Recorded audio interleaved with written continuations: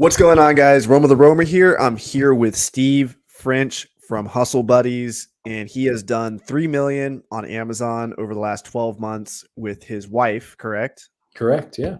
And mainly online arbitrage, or actually more retail arbitrage, he said, and a little bit of wholesale as well. Yeah. So Correct. that's awesome, man. That's inspiring, and hopefully we can squeeze some knowledge nuggets out of you tonight. Absolutely. And learn a little bit on this beautiful Cyber Monday that we have, and look Yeah. forward to hearing your story and providing some value to the people. For sure. All right. So where did you start? Talk a little bit about, because I know we talked a little bit behind the scenes, but try not to ask too many questions. So Yeah. you said that you said briefly you did kind of start with books a little bit. Yeah. So this was actually selling on Amazon wasn't even my idea. My wife kind of came up with it too.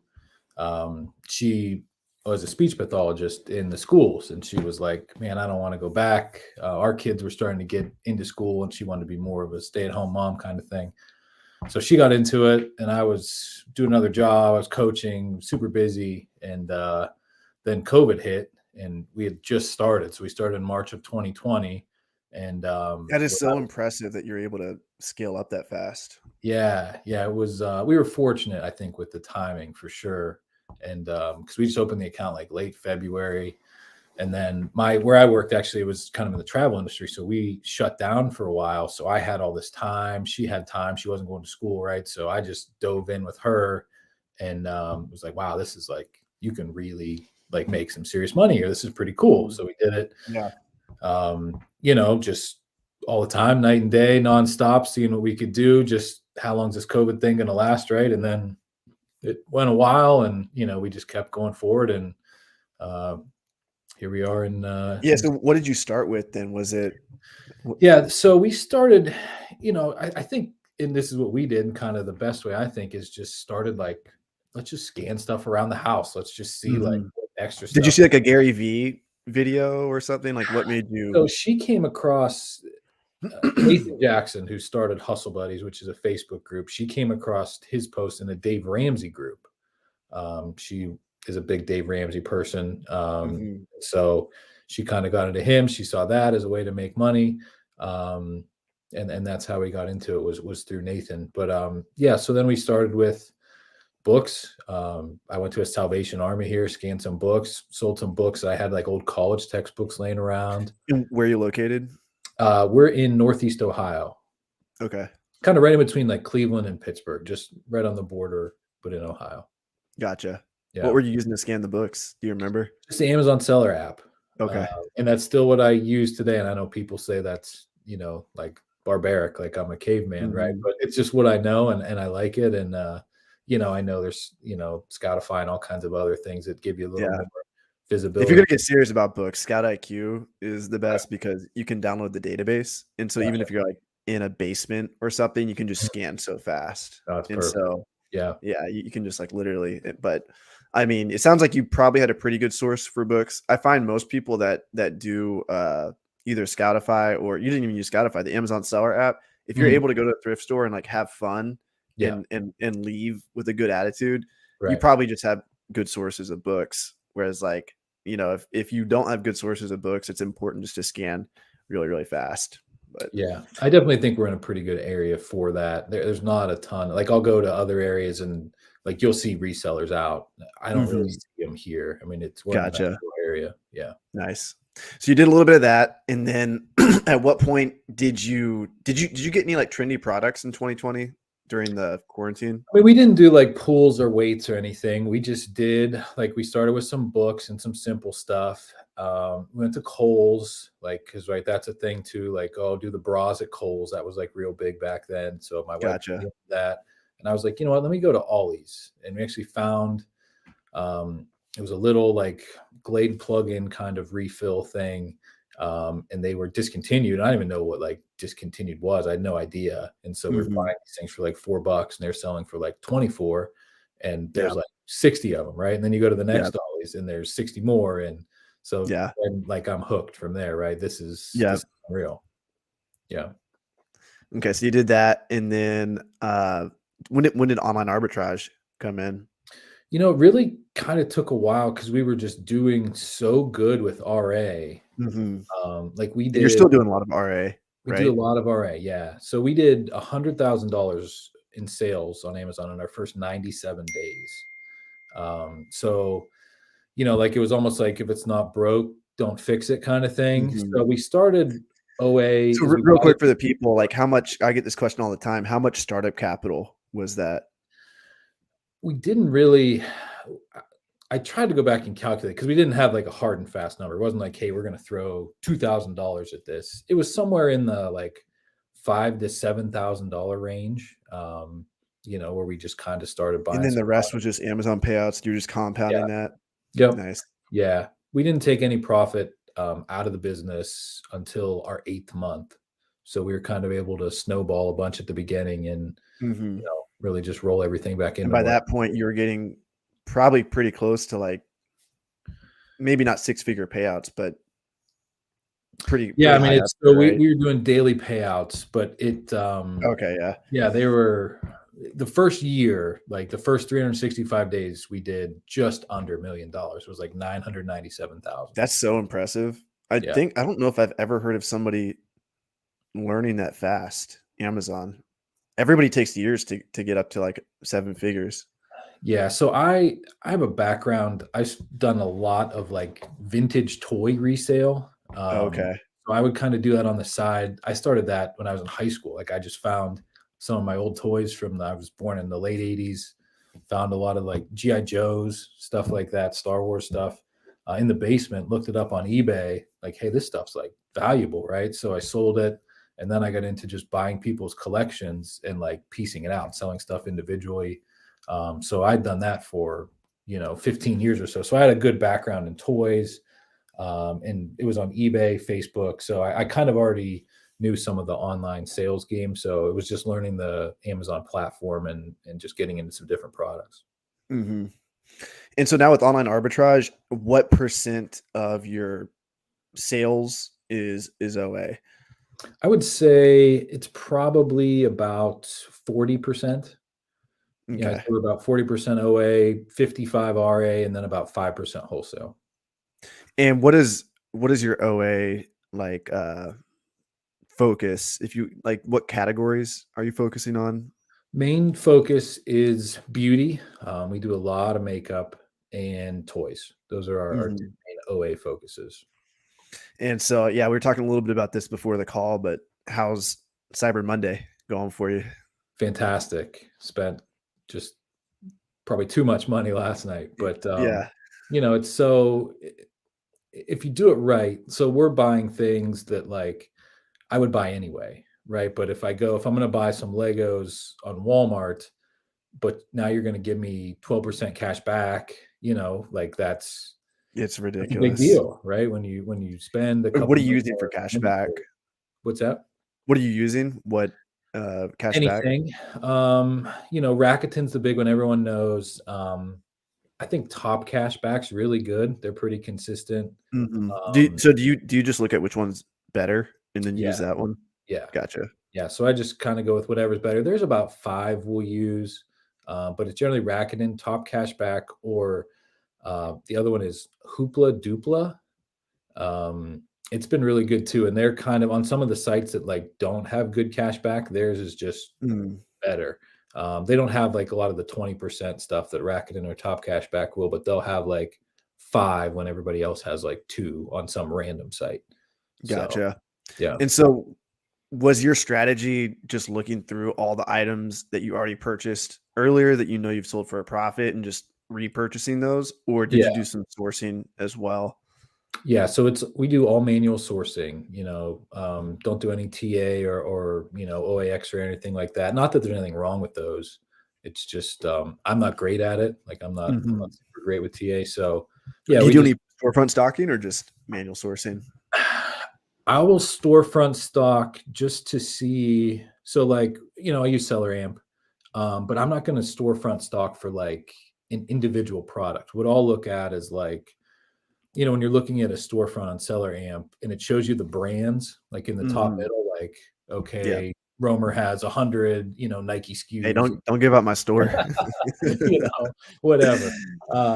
So like, I look at that because like, especially, we're big in beauty. And like when I first got Seller Amp, um, and I'll even throw out a brand here, like we sell all kinds of different beauty brands, but I started looking at all of our competitors that are like on the same listings that you see all the time, right? As you do this, you'll notice the same storefronts over and over. And I'm looking in Seller Amp and I see like the brand they sell the most of was Clinique. Like that was the number one beauty brand for all these people. Mhm. And we sell some Clinique, like not a lot. So right away I know like, all right, I'm missing something here. Yeah. Clinique. So like I don't storefront stock to find like that individual Clinique item, but I will to like see what brands people are on and see just kind of a bigger picture zoomed out of what I'm missing. Yeah, that's interesting. Do you, for example, like with either wholesale or online arbitrage, do you ever storefront stock just to get an idea? Like, for example, I was doing wholesale earlier and I found brand, like I found one good brand from the wholesale distributor. Mhm. And then I knew that it wasn't like a super common brand. So Yeah. I looked at everyone else selling it. And then I just storefront stocked them to see what ASINs they were selling of that Yeah. brand. Do you ever do that? Yeah. So storefront stocking, what I will do is like if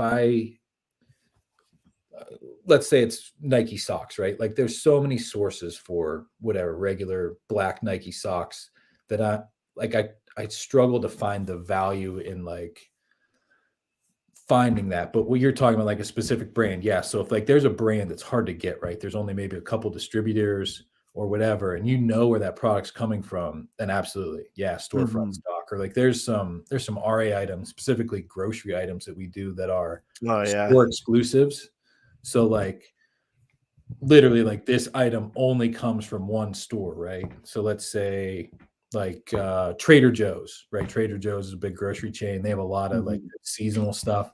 So like if we're in, we don't sell Trader Joe's because they're just not around, but like if we're selling like a Trader Joe's item, right? And you see all your Bunch competitors, of other people, yeah. yeah, what other Trader Joe's things are they selling, right? So when you walk Mhm. into Trader Joe's, instead of just grabbing that one thing, okay, well, here's 10 other things that are good. And I didn't have to scan the whole store to find it.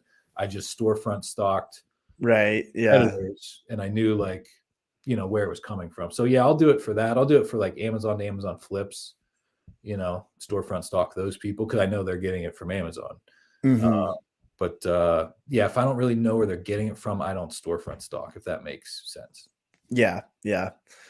Yeah, if you know where they're getting the items from, then storefront stocking just it's kind of like looking at a catalog of items that could be profitable Yeah, for whatever store, correct. and so, like, just seeing the same sellers over and over again on the same listings that you're Yeah, on, you kinda know that you guys are sourcing from the same place, right. and so then Right. there kinda becomes, like, this, like I feel like there's these circles on Amazon of just people that are all selling the same products. Yes. And so it's kind of refreshing sometimes to see, like you said, that brand that somebody was selling that you didn't know. What was Mhm. it?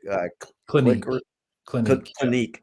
Yeah. It's like, well, where are they getting it? And then it opens up a whole nother circle Yeah. of everyone selling Clinique. And then you see somebody selling another brand. And so I feel like we kind of get caught up sometimes, like, even you say Nike socks, like I have a lot of friends that sell Nike socks. It's like, oh, this is amazing. Like this is the secret. But then there's other people. I have like other friends that sell like certain beauty products. And like, don't tell anyone about this. And like Yeah. the Nike sock people could care less about the Right. beauty product. And the beauty product people are like, I don't want to deal with sock returns. And so Yeah. it's like I feel like there's these little communities on Amazon. And like when you start storefront stocking people, you can kind of get like almost like stuck in like a Yeah. matrix of certain categories, if that makes sense. I think it's, I always say there's a million ways to make $1 million on Amazon. And I really believe that you can do, if you want to sell dog treats, you can do millions of dollars, right? I Yeah. mean, you can do anything. I think it's important to do what interests you because if you're not interested in it, it feels like a job. It gets boring so quickly. Like we do toys because I have a lot of product knowledge and I enjoy it. Like we have 4 kids, like they're into toys, they're little. Toys are kind of cool, right? Who doesn't like toys? So like we sell them, and it's a lot better than selling, reams of paper. I mean, it's there's something fun about it. Yeah. Okay, I got a question for you. Yeah. So shout out to Fast Track FBA. I think this is actually like a remix of his question. Okay. But if you had 15 minutes to talk to yourself, and let's say we cloned yourself. Okay. We clone you. There's another Steve, Mhm. and he's in another universe, and he's broke. He's struggling. Same wife, but he's trying to figure it out. Yeah. And he wants to do Amazon, but he knows nothing. And you Mhm. have 15 minutes to sit down and talk to him. What are you telling him? Yeah, I think I would just tell him, like, if you're willing to work, like Amazon is pretty much, at least, in terms of arbitrage, like it's a solved equation. Like all the answers are out there. The info's out there. It's just, who do you listen to? Where you getting your information from? But if you work hard, if you get information from the right people, and you like, there's some things with Amazon, I think you just have to accept, like you talked about returns. Yeah, stuff's going to get returned. That's okay. Yeah, there is some like Amazon bureaucratic red tape stuff that was with any major corporation. Like that's okay. Like if you can mentally get yourself past those hurdles, Amazon's amazing. But like I know so many people that can't, like they get so mad about one thing getting returned, and they don't think about like, okay, the velocity and the breadth of Amazon allows me to sell, 100 different packages of socks. I'm not going to worry about the 2 that got returned, because if I was selling them on eBay or Mercari or anywhere else, I wouldn't sell 100, I would sell 7, right? Yeah. So like if you can just get past that mentally, and I struggle with that a little bit at the beginning, because like coming from like an eBay kind of like selling collectible stuff, like there aren't really returns, so like getting past that and getting past just dealing with Amazon as a large company, like once you get past that and just work hard and or willing to learn and kind of open yourself up to the right people, like you have here, you're trying to teach people, I think you can scale up pretty quickly. Yeah. What opportunity do you think is untapped, or rather, what opportunity are you not pursuing just because you're doing your own things, and maybe there's a little bit of a learning curve that you don't want to go through? Maybe it's like Lego, or maybe it's hazmat or some other category. Is there like something you can think of in online arbitrage that you're like, I would do this, but I don't want to, but Yeah. like you could tell somebody this is a really big opportunity. You know what I mean? Yeah. I think for me personally, that is like, so we don't really have employees. Like we have 27 hours of in-house prep help a week, and we have a prep center, but not a lot of, not a ton of the stuff, like the majority of the stuff doesn't go there. So like, I don't want a warehouse. I don't want to manage people. I don't want to manage VAs. And like, I realize that is, limiting us. And we're starting to see like, all right, we just did 3 million in 12 months, and we can squeeze a little more out of that. But like, we're in a 2-car garage at our house. So like, could I do 10 million out of here? No, probably not. Right. Could I do 4.5? Maybe, but it would get harder, so Yeah. like my dislike for, managing people and wanting to have employees is what, yeah, like that's kind of the limiting factor right now. So you don't have any VAs? No. Wow. And are you doing MF? No, 0%. And there's nothing wrong with it. Like, especially right now, like you want to, I was just asking because MF, you get a lot of like customer Yeah. messages that you have to deal with. And I Yeah. can't imagine not having a VA for that. Right. No, that would drive me nuts. We just don't really, like I said, we're in a 2-car garage. Like we don't have a ton of space to like, even like shipping supplies, and like and that garage has like all the kids' toys in it and like my golf clubs and stuff, like it's not just Amazon. So, we don't have a ton of space. So real quick, you're not too far from Indiana, and Caleb golfs. Do you know the book flipper? Have you heard of him? I've heard him. Yeah. Okay. Yeah. You guys would probably get along. He's in Warsaw, Nice. Indiana. Okay. Yeah, he's like Cool. obsessed with golfing. That's like all he does now. He built a software book company, and now he just golfs all day. Hey, nothing wrong with that. I love the golf all day. Yeah, yeah. Cool. Maybe you guys will meet one day. I mean, I've invited like a crazy amount of people to Miami. I mean, feel Mhm. free to come through if Yeah. you want, make an Thank you, appearance. yeah. But um, you're the type of person I would love to have speak at the event. But it's just like I've already secured like 15 plus people to That's speak, awesome. That's really and cool. it's like there's only so much time in the day. Sure. But Yeah. if you There's want to come plenty through, to feel free. listen We can to. talk later Yeah, about thank that. you. Thank you. Um, okay, let's see. We got more people coming in here. No VAs. It's crazy. Yeah, it's crazy how different people run their businesses. I just had Fast Track on here, and Fast Track was saying that he said 80 VAs. It's something Wow. ridiculous. That's And he crazy. does like 10 million. He does 7 million in USA, and then he does 3 million in UK. But Mhm. his whole thing is he like sells VAs to people and trains VAs, Yeah. and so like it's kind of part of his like he Yeah. needs to keep that muscle strong, I guess, because For sure. it's kind of like part of his branding. For sure. When it comes to online arbitrage sourcing, you say manual sourcing is your primary method. What does a typical sourcing session that's productive look like for you? Are you sitting down with some coffee? Are you blocking out 2 hours of time? And ideally, if it goes well, what's kind of the outcome you're looking for? Is it new products? Is it large purchase of a few? Can you kind of walk us through that process? Yeah, generally with OA, like, it's either a large purchase of a few different, ASINs, or if there's, like, a really good sale, like, right, it's Cyber Monday, everybody's got, like, 15-20% cash back, so I'll sit down with the site that I already know pretty well and, try to go through it. Like, that was last night. My wife sourced a lot of beauty stuff. I was sourcing some toys that, like, I would buy anyway, but I'm gonna buy more because, Macy's was 20%, or, Walmart's 15% cash back, stuff like that. So, no, I don't block off time. I'm really bad in these because, like, people ask, like, "What's your Mhm. schedule? Do you have goals?" And, like, my answer Right, is, right, "I don't right. have a schedule. I don't set goals. I just, like, work." Yeah, Like, I just work the next day, right? I just get up and do it again. right. Okay, Um, what is work for you? Is my yeah, question. so I have trouble defining that now too. It's like I'm doing so many things. It's like, is work making a YouTube video? Is it me sourcing?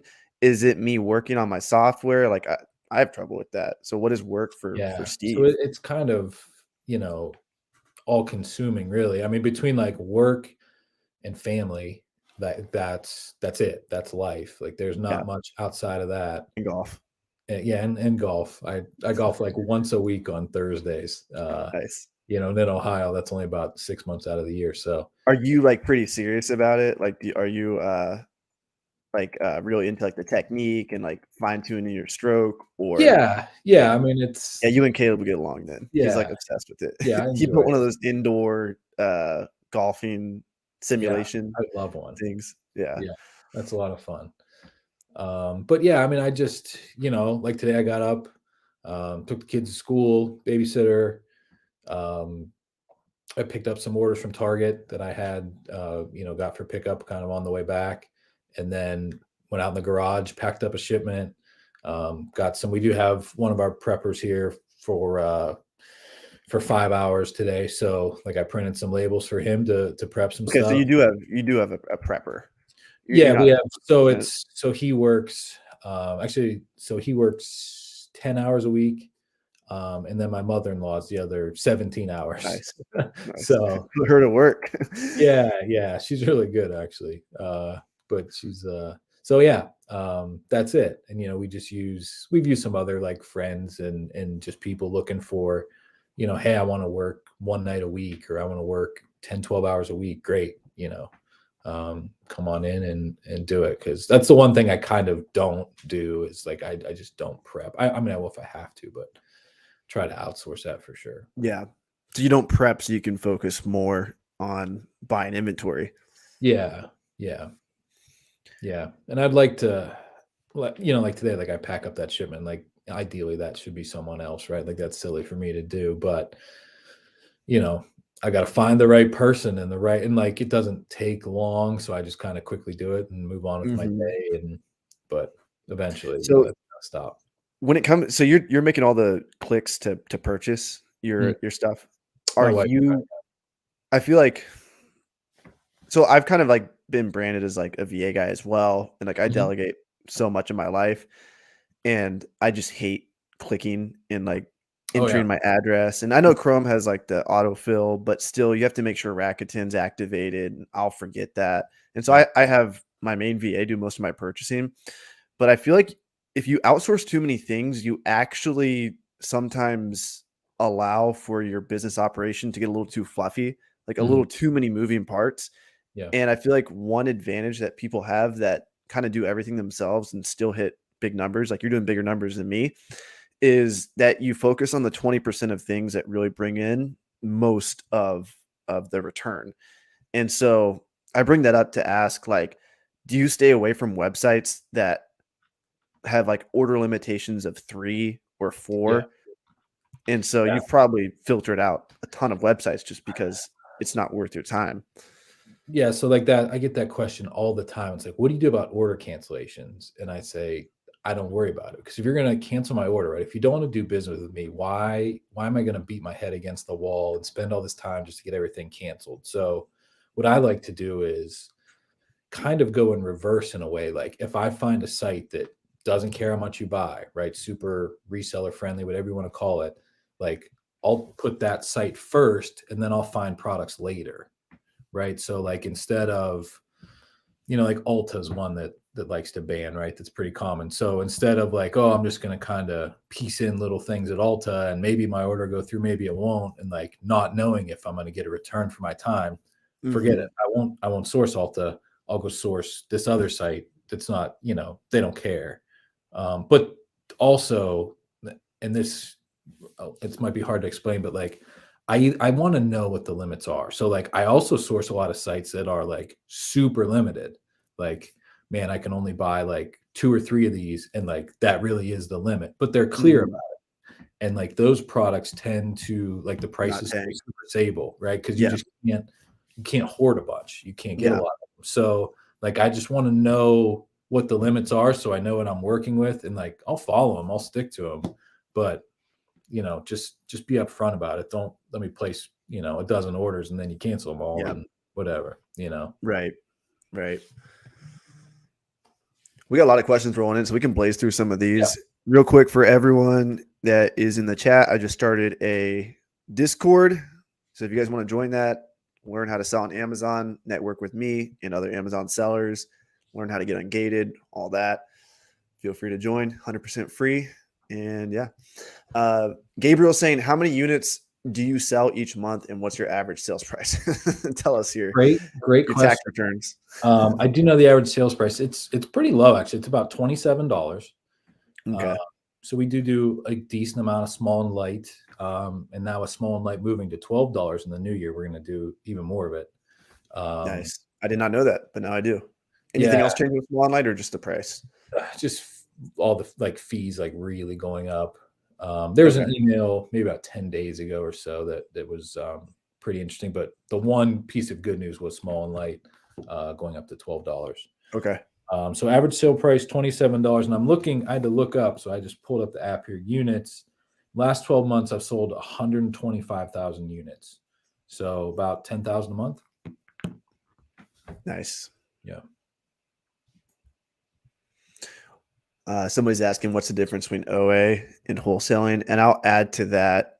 Could you talk a little bit about your wholesale operation and for how you sure. approach that? Yeah.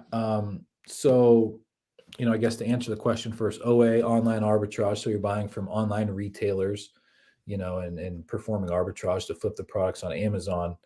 I always say like any arbitrage, right, is super transactional, right? I buy that package of socks, I send it to Amazon, it sells, like it's over, right? It's very transactional, it's very quick. It's all kind of broken up there, and it's just a sequence of all these small transactions. Wholesale is much more of like a traditional business, right? Like you build relationships, you're talking with buyers, you're talking with other companies, right? Like when I go into Kohl's to buy those socks, like I'm not trying to really build a relationship with them. It's just a Mhm. transaction. I'll buy your socks and then I leave your store, right?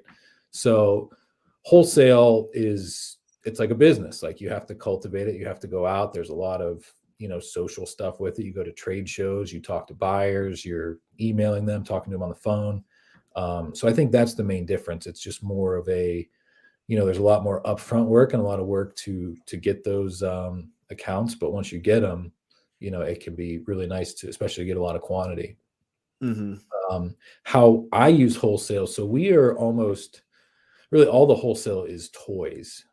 So I'll focus on certain things that I know. Like, and the other reason I like toys too is just the discontinued collectible factor, right? It's like grocery is great. We sell grocery, but a box of cornflakes is $4 and it's going to be, adjusted for inflation, $4 for forever. Like you can't, a box of cornflakes from 1980 isn't worth $400 because it's from 1980. It's just Mm-hmm. a box of old stale cornflakes. But Yeah. like, toys, beauty products, shampoos, stuff like that people, collect or use, and they want to continue to use it. Those things can appreciate in value. So like, Mm-hmm. like you mentioned Lego. Yeah, we do a decent amount of Lego because once it retires, right, generally the prices start to climb on that stuff. And How high do you go with Lego sets? I purchased a Lego set in 2020 Mhm. and I purchased it on eBay for like 700 and it was appreciating. Like had one of those keepas that was just slowly going up Yeah. and it was expired. And Amazon just never received it. I don't know if they lost it. I don't know if the Hmm. carrier lost it, but I was really pissed off and like it Yeah. made me like not want to do Lego anymore. I'm like, I spent $700 on this set. It was actually in pretty good condition. We Mhm. sent it, but yeah. Yeah. I mean, I'll do once it gets to a certain size. I don't really like, anything above like $200 is just physically uh, the returns really suck on that, right? So I don't do anything really over like $200. I also don't Mhm. do a lot of friend sets, like the girl sets. We've found that like the return rates on those, especially the nicer ones, just like far outpace the regular sets or the boy sets, I guess you'd call them. So Mhm. like I don't know why, I don't know what it is, but like friend sets are like 3% of our Lego sales and like 80% of our returns. It's crazy. So but yeah, I like kind of a sweet spot of like a 30 to $60 set. I think those kind of appreciate really nicely. And, within 24 months, if it's the right set, it can 3x. But yeah, Yeah, there's like whole communities built around Lego. for sure. Yeah, it's super, super collectible. But you gotta have some product knowledge in it. You can't just like, Mhm. oh, it's Lego, it's gonna go up. Well, kind of, maybe eventually, but if you're trying to flip and do what we're doing here, you have to be a little more strategic with it. Yeah. Right. Somebody's asking, how do you deal with IP complaints? Yeah. So I think the first thing there is just have proper documentation, have it organized, know where everything's at. So we do outsource a lot of that type of stuff. So we use Riverbend. We're on like a monthly, not a contract, and not a retainer. We just have like a monthly agreement, right? We pay so much a month. They handle our complaints. They're fantastic. Really, I've worked with some other ones before that are more like individuals. And so I think anytime you deal with an individual, it's hard because, hey, I'm going Yeah. on vacation for a month or whatever. But Right. Riverbend's just a team of like ex Amazon people. So they've been super great, very quick to respond. So that's how we deal with that is we outsource it. Gotcha. Yeah, I usually tell people just to acknowledge is like the first thing, and that's what I have Yeah. have my team do. Like the Mhm. worst thing you can do is ignore it. And if you are in OA or RSL, like generally you're pretty good because unless you're buying from like a really sketchy website, Yeah. you have the invoices. Now with booksellers, it's a little bit different. Generally with booksellers, it's just you get off the listing, don't sell it Mhm. anymore, Yeah. and the brand will stop bothering you. Yeah, but try to appeal for sure. Like you said, they want to like if you call and talk to like Amazon seller support, right? The main thing is they want to see you like trying. They want to see you Right. acknowledge it and just Yeah, work. Yeah. exactly. Would you make a burner account to get more limits, restock limits? So great question. And last night's a perfect example, right? And I just talked about I love websites that like the Oh, limits yeah, he's are talking about purchasing. I was thinking of restock limits. Yeah, yeah. yeah. Yeah. So right with purchasing, I think that's what he's referring to. Yeah, Yeah. yeah. Um No, we don't do that. However, right? So like last night, cash back 20%, okay? Or even today. So I can get some friends, right? I can get some family that they can only buy 3 or 5 or whatever. So some of them have credit cards because they just do it pretty often. Some of them we just reimburse. But like I'll just Yeah. send a text out to like 5 or 6 people, "Hey, buy this item on this website." And Yep. I And the let 'em ones you don't like, you just tell them, you just never talk to them again in free inventory. Yeah. So then, like, I just let them keep the cash back. I'll get the Oh, items, nice. right? And so Yeah. they, they can make a couple $100 real quick just by checking out on a website a few times, and they're super I gotta happy. do that today, actually. That's a huge tip. Yeah. That is, yeah, there's this website. They're not like a huge website, but they're up and coming, and they're doing a 15% Rakuten cash Yeah. back today. And they have So an item that's going for 44 today at a mhm, 30% discount, and it's selling for 112. And yeah. I could move I could probably move 1,000 or 2,000 of them this Mhm. month, but they're canceling all my orders. And Yeah. generally those are like the items that are really, really good, Mhm. price wise, because you just know nobody's gonna come in with a few hundred units because it's Yeah. so hard. Yeah. So I might So have we do to that. The other check some thing of my we friends. do, we have a couple UPS boxes. Right? So like UPS at a UPS store, you can get a box, right? And so Mhm. what we'll do is we'll have that box, and then we have a credit card for each box where that is the billing address. So it's not like our home address or not the prep center address. Like that is the address for the credit card. And we're generally pretty good, unless they're, tracking IPs or stuff like that. But we're pretty good with getting stuff ordered to our boxes too. Nice. Are you changing names on each credit card? Is it like employee credit cards? We do have a lot of employee cards, yeah, but some of them are just our name or just the company name, yeah. What credit card tips do you have for people? Do you have a number 1 credit card you recommend for people? Yeah, we use the Spark card, Yeah. that's the biggest one, 2%. Yeah. I've never really got into, I have an Amex. I know a lot of people are into the Plum with the 60 days. Um, Mhm. Never done The that, thing is, but with the Spark, if you play your cards right and spend, you actually have 50 days to yeah, pay it off because there's that 20 something day, um, grace period. yeah, And so if you focus most of your spend towards the beginning of the statement cycle, you actually have a similar, right. uh, time frame as the Yeah. Plum. Yeah, we got a super good limit there. Everything's been great with them, so that's kind of our main one. Any tips on redemption points with that card? Any any tricks Um you're using? No, no tricks, just, obviously for tax purposes, right? Talk to your CPA, do all that. I mean, we're advised to treat it as just a rebate, right? It's tax-free cash back. Oh, so you're just taking the cash. Mhm. You're not Yeah, like we don't transferring put it it. back in the business. Once you put it back in the business, then it is, Right. no. Right, but you're not one of those people that try to there's a lot of people out there that will arbitrage those points by transferring them to, like, Marriott or other platforms, and then Yeah, they then, like, become more valuable, like, twice as valuable. So for instead sure. of taking 10,000 cash for yourself, you could theoretically have, like, 20 or 30,000 at Mhm. Marriott. Yeah, That's what Fast Track was talking about. He said, basically, every time you transfer your points out to a partner, generally speaking, it's they're more powerful. yeah. I can see that for sure. Um, I'm simple, I'll just take the cash. Right. That's kinda how I am too. I don't like to think too much about it, but I'm sure at some stage it'll make sense For to sure. kinda be like, "Okay, this is a lot of money," Yeah, but right now it's like, I don't know, it can't be more than, like, 20,000 a year right yeah, now, and so it's like, I generally just use it when it's and I'll choose whatever's the best, but, there are people out there, Ben Books the World, he only does, like, 40,000, 50,000 a month on Amazon, but he mhm, lives, like, half the month at Hyatt hotels yeah, off of, like, a 20K spend a month. He's spending, that's like, good. only 20,000 a month, but that's enough for him to pay for over half of his hotels, and so he's Yeah, just traveling Europe right now, that's staying in awesome. Hyatts. Yeah, So, really, he really knows all about it. yeah. Gio says, "Thanks for the answers. Last one, is AliExpress viable?" Thanks, Romer and Steve. Yeah, I mean, so that's more private label, white label kinda thing, Yeah. which is kind of a total different model than, what we do. So yeah, I mean, if you're going to get into that kind of stuff, I don't know. I don't do private label, at least not yet. Yeah. A lot of videos on TikTok about AliExpress. Yeah.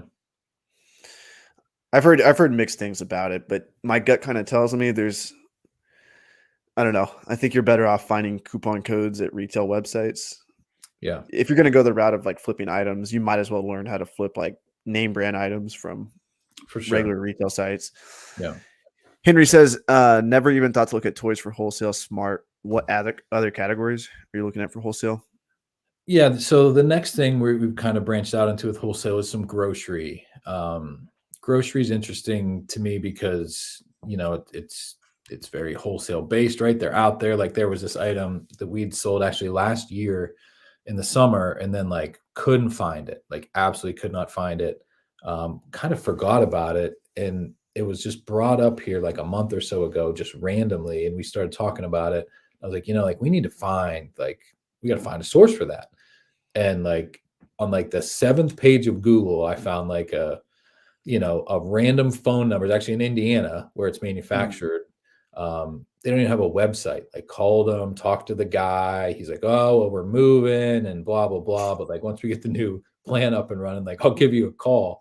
And so they make that's the only thing they make. Like, they make like one thing and sells really well. People are still selling. I don't know where they get it from, if they get it from him or whatever. But um, Mhm. so like, yeah, some wholesale with that. Groceries kind of interesting just because it just blows my mind what people pay for some like particular grocery stuff on Amazon. Yeah. Are you dealing with meltables or Yeah, anything do like that? meltiples for sure. Our best selling grocery item is meltable. Mhm.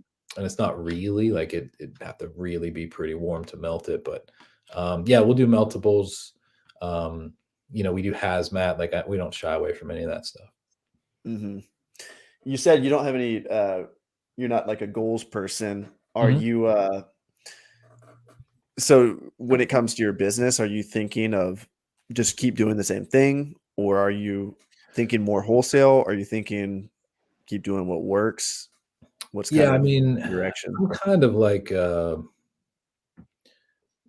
zig when everybody zags kind of guy. Like the Mhm. reason we're doing so much RA is like I thought, especially this year, like and it'll come back around to start 2023, right? Is like everybody does well during Q4. Everybody's got a bunch of money, your payouts are big, and they're like, oh, I'm gonna only do grocery replens, or I'm gonna do only wholesale, or I'm gonna do like all OA. I'm tired of going to stores. And like last year, it seemed like everybody was just, and OA is great. Like we do OA, it's Mhm. fantastic, but like there was this idea of for like beginners to go like straight OA to prep. Like I've never sold an item and I'm just going to go OA to prep. And like I see all this stuff on Twitter, TikTok, whatever.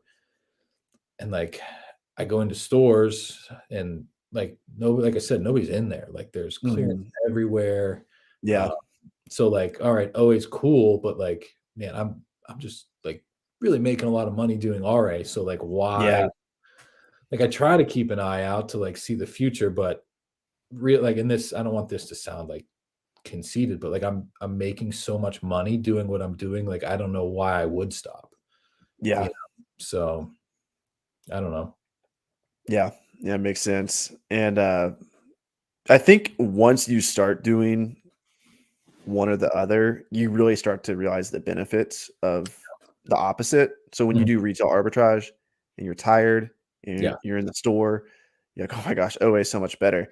But then Yes. when you do OA and it takes 7 days for the item to arrive to the prep center, and then the prep center takes a month to list it, Yeah. then all of a sudden you're out like 5 weeks Yeah. and the price of the item went down. Mhm. But maybe the price of the item went up at some point in those 5 weeks. You could have actually sold it, like, for a Yeah. pretty nice premium, and then you're like, "If I just would have had it access to my local retail store with this stock, I could have sold it same day." Yeah. So that's when you realize retail arbitrage. Like, I'm actually having thoughts about retail arbitrage now. I'm like, I'm in Barcelona right Okay. now, so I can't Nice. do I can't do retail Yeah. arbitrage, but I'm like, man, it would be really nice just to be able to, like, find stock that's nearby and just buy pallets of it. And, Yeah. I think during Q4, I think there actually is a huge opportunity with retail arbitrage, For sure. especially for like beginners who are dealing with cash flow issues, like don't have a Mhm. lot of cash. Like I just feel like, I mean, worst case, you could just return the item back. I guess you could do that with OA too, but with RA, it's like you literally just go in the store and there's your supply right Yeah. there. And margins are higher on RA because it's work, right? And there's, just a lot of people don't want to do the work, and I get that for sure. So like, you get a little more reward for it. It's right there. You can send it in that night if you want, take it home, prep it, send it in. You can inspect it, right? Like if it's damaged, you can see that it's damaged. You don't have to worry about returning stuff.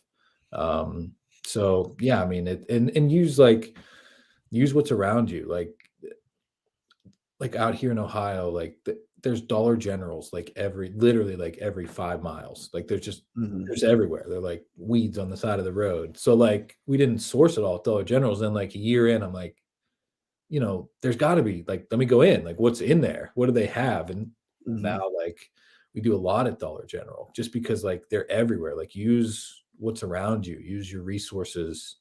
Like, I have a good buddy in California. He's got like a lot of Lego stores, Disney stores, Trader Joe's. Like, we don't have those here, right? But he's got them everywhere. So, Right. like, he Right. does that. So, like, use whatever competitive advantage you just have naturally if you're going to do Mhm. RA. So you said you're a zig when they zag type of guy. So when it comes to retail arbitrage, what is your preparation strategy to find good products? Are you just going in the store and scanning different aisles? Do you listen to podcasts? Are you consuming information and kind of seeing what's hot? Like, what's your strategy? Yeah, I mean, it's pretty much like it all depends. So generally, I'm chasing some sort of like sale or clearance event or something, right? So like we do a lot of stuff from drugstores, so like Walgreens, CVS, Rite Aid kind of thing. So like, all right, if there's a lot of clearance at Rite Aids right now, like I'll just go to Rite Aids all day. And I realize like I am driving past some other stores I could stop at and find things, but I Mhm. could stop and find things at like literally any store. But Yeah. hey, clearance is 75% off at Rite Aid and they have a ton of it right now. Like I'm just gonna go hit Yeah. like And 14 on drive time, side note, on drive time, what are you doing? Are you like cranking the radio? Are you talking to somebody on uh the phone? Are you just in Yeah, silence? like some phone calls, some podcast stuff. Yeah. I also That's what have I love about kind of like the mindless. I never really got big into RA, but I was really big into books. I literally traveled all of America scanning books. And I think the yeah, reason why I could tolerate it was I would just put a podcast on, mhm, headphones. And I think that's actually why I did it, yeah, was because I just enjoyed consuming content all day. right. Yeah, I don't mind. Like I don't mind the driving. I don't mind the quiet. Um, Mhm. like I said, I have a bunch of kids, so it can be Yeah. loud at home, right? So you get out Finally. a little bit. Yeah. I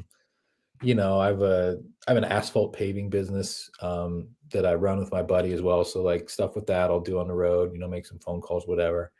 But yeah, that's so I'll do that. Or if there's like not a sale I'm chasing, I'll go to an area, right? I said I live right between Cleveland and Pittsburgh. So you have all the suburbs, everything in between. So hey, I'll go to this town and I'll just start at one end and go to the other and I'll hit, all the different stores, everything that I know and just go in and kind of I just at this point I have enough product knowledge just to kind of go in and know what I'm looking for.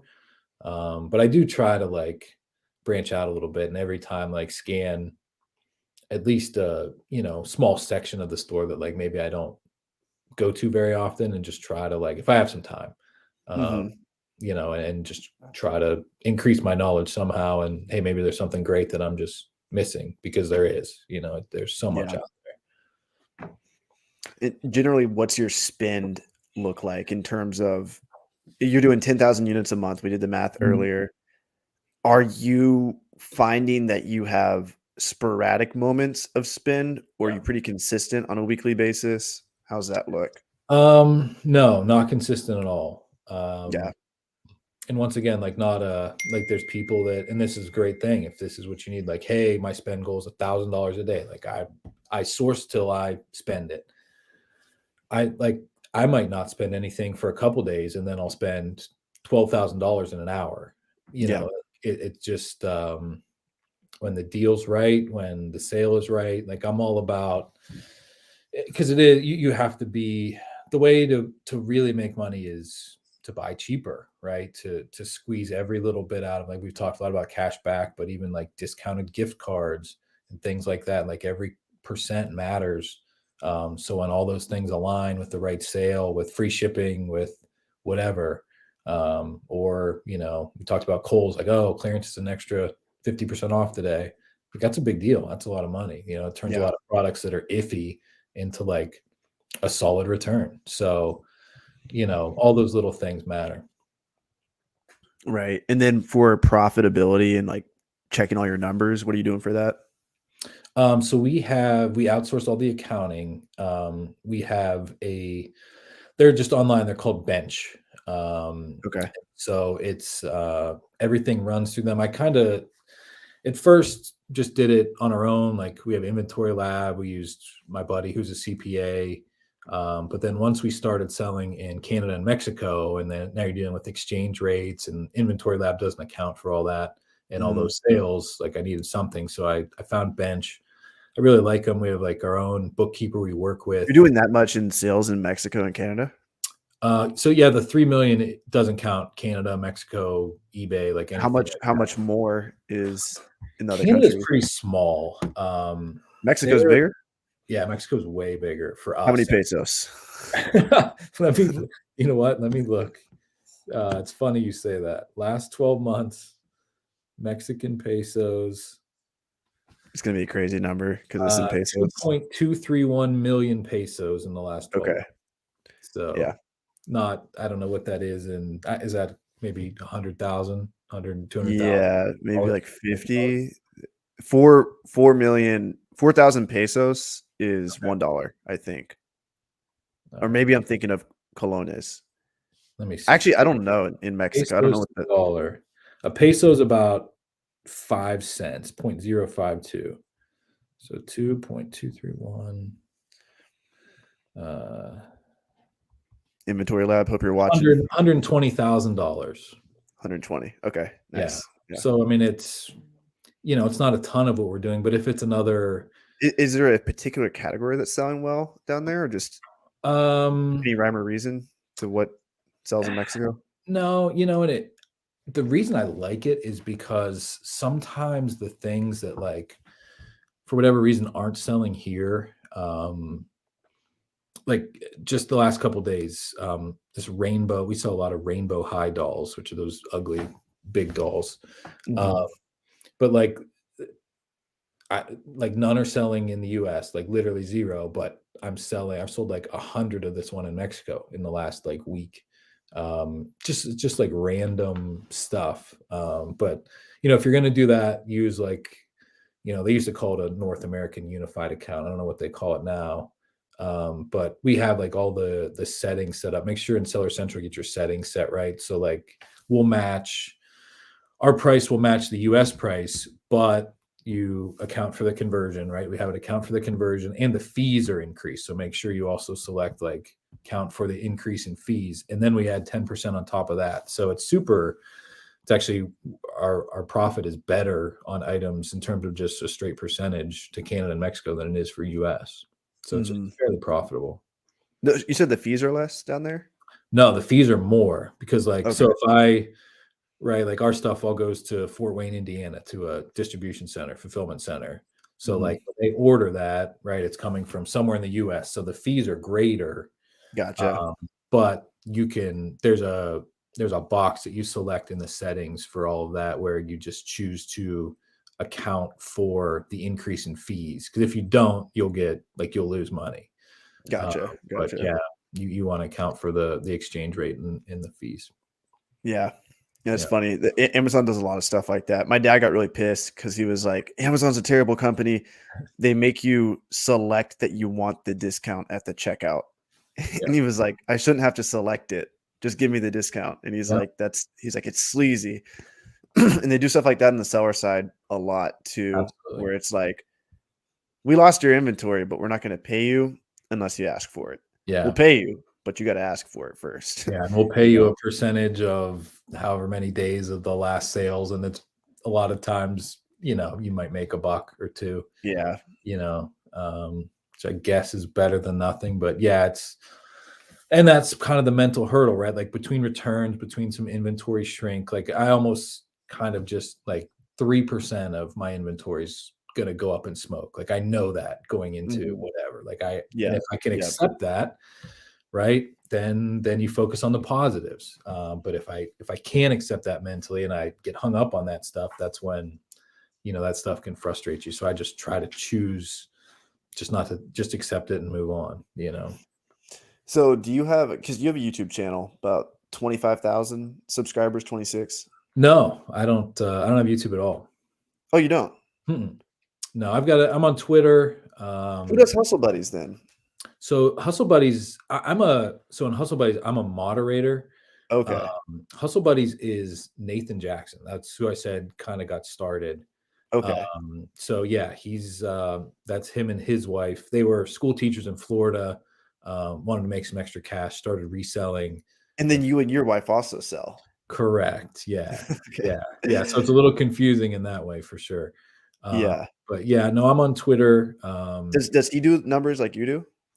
He used to. At this point, I don't even know if he sells, to be honest. He I might thought that sell was a kind of little like the bit. point of the post that you posted. I thought you were him, and because you Yeah. posted a post in Facebook that you did 3 million. I'm like, let me talk to this guy, and Yeah. I assumed that it was your YouTube channel because it was in the Hustle Buddies Facebook group. You kind of look like him too, I think. A little bit. Yeah. So Maybe glasses. I think your it's voice is interesting deeper though. because when people ask for like content to like just learn about it, like where do I even start? I usually try to point it there because like that's where we started, and you know, Mhm. or so there's so many things, right? There's so much out there. So you want to talk to people like yourself that, like, to me, like people that have done it and are still involved or actively do it are the best people to learn from. Like there's people that sold for like a couple months and then just try to sell content, whatever. But Mhm. you want to focus on people that are like actually selling, actually buying products and selling them like yourself, that are still tapped into like the day-to-day Right. activities on Amazon. Yeah, because things change so Yeah, fast. so quick. I was selling those ring shot glasses around 4th of July, and they tanked in US. Sold them in Mexico, made $3 a unit. Yeah. Yeah. So it's a nice, like I said, it's a nice place to kind of, and it doesn't cost anymore, right? Your $40 a month pro membership subscription, whatever. It's still only $40, and you know, you don't have to do anything. There's no extra shipping. You get your returns back. You do have to do account health though. So the US and Mexico, or US to Canada, like you still have to take care of your account health and take care of the accounting. So those are the two Mhm. things to watch out for. Yeah, I have to look into that. I thought I see the flags on my Seller Central. I see the Yeah. Mexico flag, but I'm not getting any. I got like one sale in Japan last year or something. Mhm. So I'm probably not enrolled in it. Maybe I'm missing out on sales. I wonder if I don't think college textbook sales would do well in Mexico, but maybe. Probably not, but I'm amazed that like stuff just, I don't know, stuff just sells there. So, and that's the one thing you talked about, other like avenues. Like that's one thing we've done enough in Mexico now to warrant like, should I be sourcing things just for Mexico? Like, should I, if there's a lot of something, like if I can get 1,000 units of something, should I be looking at the price in Mexico to see, you know, would I be the lowest price, or I'm not even competitive at all, you know? Yeah. That's something that I'm probably missing out on a little bit. Yeah, I feel like that's kind of the future to some of these softwares. Somebody's got to incorporate the international marketplaces because there is a huge advantage, or there's a huge opportunity Yeah. to the growth that's going to occur in Brazil, Hmm. Mexico, Yeah. even the European countries. They're, Yes. they got to catch up too, and Yeah. perhaps those will grow faster. Who knows? Because they have more money. Yeah. But I feel like that's kind of like the next thing. We're also focused on .com right now. Like even like you said, Inventory Lab, Keepa. I'm pretty sure, does Yeah. Keepa cover these other countries or no? I don't, I don't know. I'm not See, sure. like nobody really even cares because everybody Yeah. knows the sales are on Yeah. .com. But eventually, like you said, it's like, would you rather compete with 100 people on a listing in America, or 0 people in Mexico? Yeah. You know, and I feel like that'll kind of be like maybe in the next few years we'll see more of that. Right. No, I agree. I agree. And that's, that's the other thing we're looking into is like we've had a Walmart account for a while.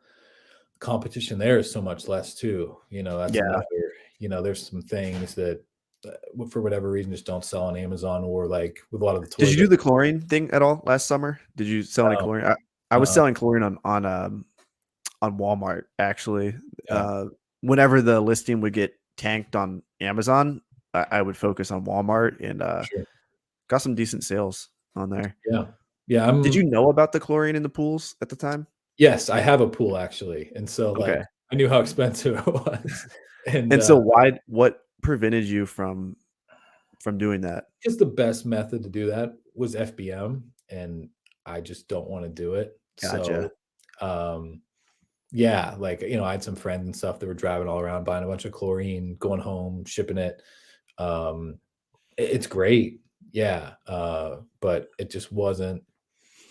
I don't know. There's enough work to like just do other stuff, so I just kind of, Yeah. I'll just go do something That else. was kinda like my first. I guess I did do RA, like, that was my first taste of RA, but I was, like, flying my friends across the country, Yeah, and, like, I flew people to California, Dallas, Texas, hired people from Craigslist. One guy stole, like, $300 from me, uh, on Craigslist. I hired him, and I sent him the money, which was really yeah, stupid, but he was, like, in the store, and so I'm like, yeah, "This guy's in the store, he's gonna do it." And then, sent him the money, and then I just never heard from him again. But it's funny because I paid for his Costco membership. He sent me a he sent me a picture of his Costco membership, so I actually had, like, a photo of him. Like, if I wanted to, I could have, like, reported him to the police, but for sure. what Yeah, what are they gonna do? Like, yeah, it was just funny. Like, I paid for this dude's Costco membership, and then he got like 3 things, whatever the chlorine cost, I paid him for, and hmm I think they were like $100 a piece. So I think I sent him like it was either 300, maybe it was even 600. I think dude just realized this is a lot of money. Like, let me just return these and get yeah, out. right. And so, but that was even with that loss, I think I still did like 30,000 net profit at the Oh end of the yeah, day. Did like yeah, 200 and something thousand in chlorine. It was awesome. I didn't even really know. I knew about the pools, but I heard about the pools and I was like, pools just don't sound that just sounds like way more work than yeah. chlorine. Yeah, if I gotta, So, like, put it on a pallet and, like, get freight companies to pick them up, like the real big ones, I just yeah. I'll There's a just lot of people that they made a lot of money with that ton of though. money, for sure. Yeah, it's Yeah. if you wanna do it and that's the thing, like, million ways to make $1,000,000. Whatever you wanna do, whatever you're into, there's a lot of good opportunities. Yeah. And so at the time you were just focusing on RA, Yeah, OA, just same thing. regular products, what we do.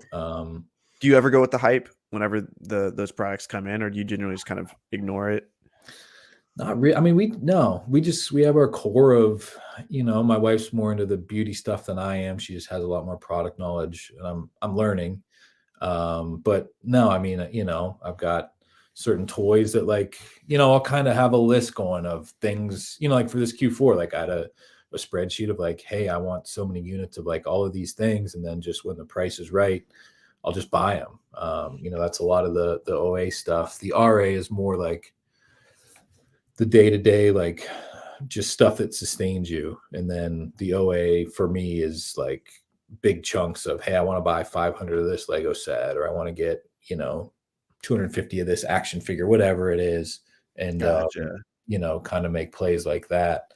But no, I just try to just do, grow a little bit, learn new things, learn new brands. Really, that's the big thing I'll focus on is like we had a brand, our best beauty brand, and I'll say it because now it's red restricted on Amazon and nobody can sell it. It's Urban Decay. Like we made last year net probably upwards of 50,000 on just Urban Decay.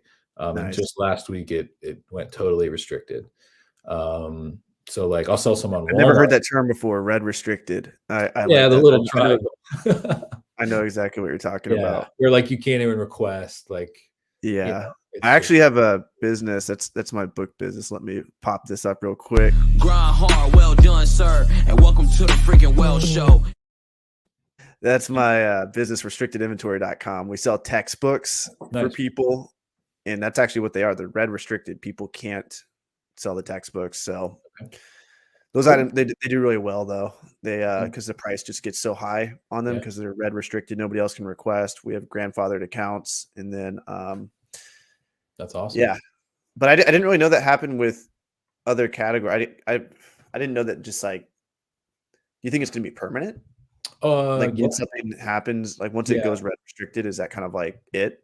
yeah. I think I don't know what.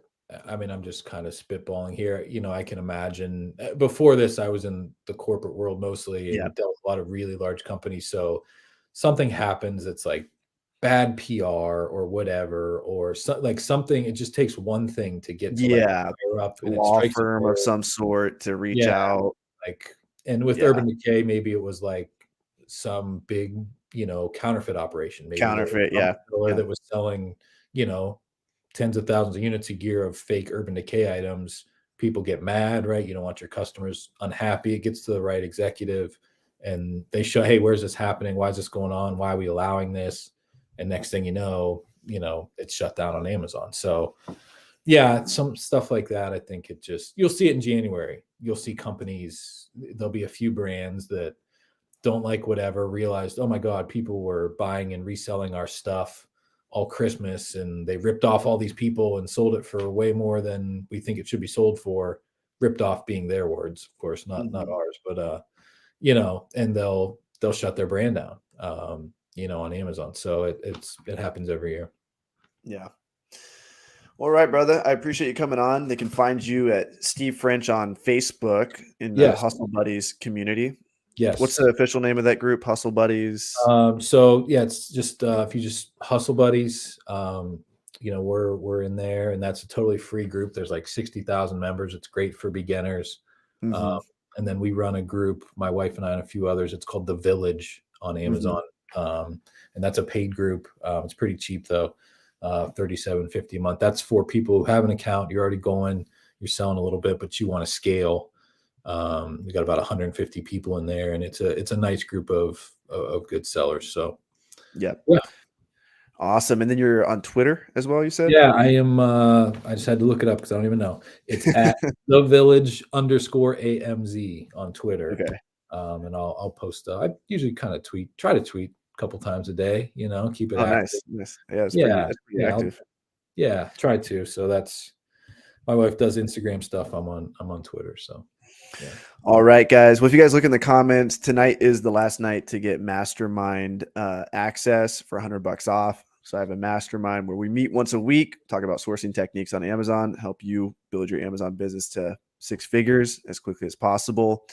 There's also a link to apply for coaching. Me and 1,000 ASINs, a $10 million seller, put together a coaching program. So if you guys want to apply for that, you can. And of course, there's a link to the free Discord too.